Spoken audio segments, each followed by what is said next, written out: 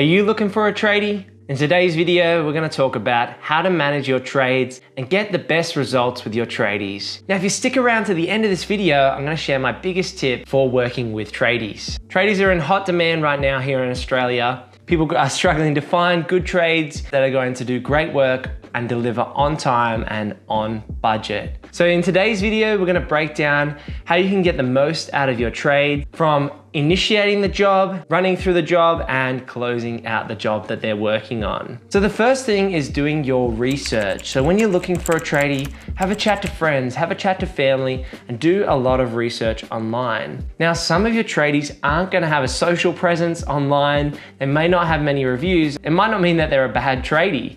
They might just not be into doing social media and getting reviews from clients.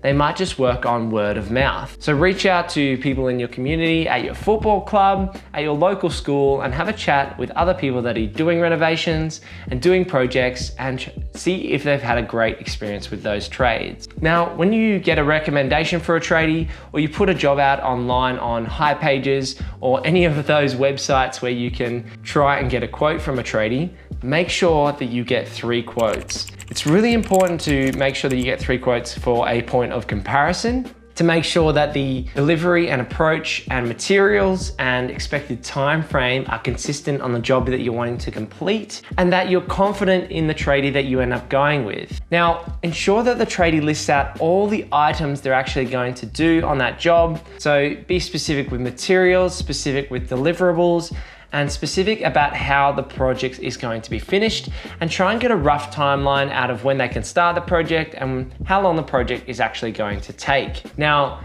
people have had bad experience with the tradies, are probably used to them not showing up to the job or not being on time, but over communicate. So once you've laid all these things out, you've selected a tradie and you've got them to list everything out in your invoice, make sure you over communicate the entire process. So that means if things change on site, or you're needing to change the dates or the times, or just check in on how the trade is going, over communicate throughout the process. That means sending them follow-up emails, sending them text messages, and giving them a call. Of course, be smart about this. Don't bombard your tradie with information and expect lots in return.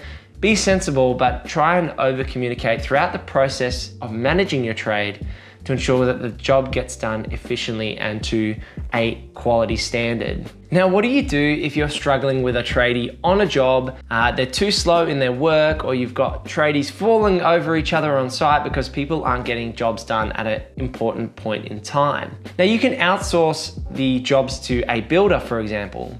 You can have them project manage all this for you. So they'll manage your trades and take a fee on top for ensuring that your chippy, your plumber, your sparky are all getting the job done on time. And this is well worth it for most people. If you're not doing a DIY and getting individual trades in, then consider using a builder who can run the whole process for you. They'll do their vetting, they'll work with guys that they know, and they'll allow them to schedule things back to back in a timely manner. Now, this is not the most budget-friendly option, but it's great for people who are inexperienced and want to outsource this job and rely on someone else's expertise. Now, if you are going to go it alone and manage the trades yourself, it's important to have a nice watertight calendar that lists everything out and the times of when it should occur, and list out your entire budget item by item. It's a big process to list everything out dollar for dollar, but it's well worth it to understand exactly what you need to spend on the project, to make sure your cash flow is running okay, and that you've got enough money to finish the job and get on to the next deal. So you've had your tradies go through and maybe the work's not up to scratch. So what do? Do you bring in another trade, or do you ask them to come back and fix it? Well, our first inclination is to always communicate with the tradie if we're not happy with the work that they've done. Typically, you can negotiate with the tradie on coming out and fixing it again at a later point in time, or you can potentially negotiate a price reduction for the inconvenience incurred on the project. Now, I wouldn't recommend going for that price reduction straight away. Try and negotiate with the trade to come out and fix the job to a high enough standard that you're comfortable with. And if all things fall apart, then go to another trade and get them to get the job done correctly.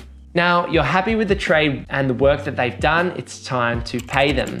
They'll issue you a completed invoice of the work they've done. Now make sure you pay this on time and as soon as you can. Don't delay on the trades in terms of the time frame. Even though some of the trades have terms on their invoices, really they want to be paid straight away. So myself as an accountant didn't realize this the first few invoices that I paid for trades, and I waited say the 7 to 14 days to actually pay the trade. But they've done the work, they've done the job. So even if they have 7 to 14 to 30 day terms on their invoice, if they've done the job and you're comfortable with it and you've inspected it and given it the all clear, make sure you pay them straight away. So like I said, I failed to do that just because I was following the terms on the invoice, and it would have been better of me to pay them straight away, make them happy and make them want to come back and work for me down the track. Now, lastly, make sure you leave your tradies a good review and recommend them to friends and family. If you're chatting with friends and they need a sparky to come out and change some light fixtures and rewire the house or look at the switchboard, make sure you recommend the tradie that you had a great experience with. Recommending trades means they'll want to work for you down the track, and they'll be really happy to receive the extra work and the extra income from working for more people. Okay, here's the big tip. Buy the guys a slab, and if they don't want a slab of beer, buy them some food. Everybody loves some takeaway. So if you've got tradies on site and you're bringing food for yourself, and people who are helping you, shout the tradies some lunch and they'll really thank you for it. It's a small gesture, but it goes a really long way to building some goodwill. They're gonna want to do good work for you and give you a great result. So buy them that KFC, buy them that burger from the local corner store, and hook them up with some food when they're working on site. That way they'll want to do a great job for you and you'll get a great result in the end. Check out this video over here if you're interested in more real estate videos. See you in the next one. Peace.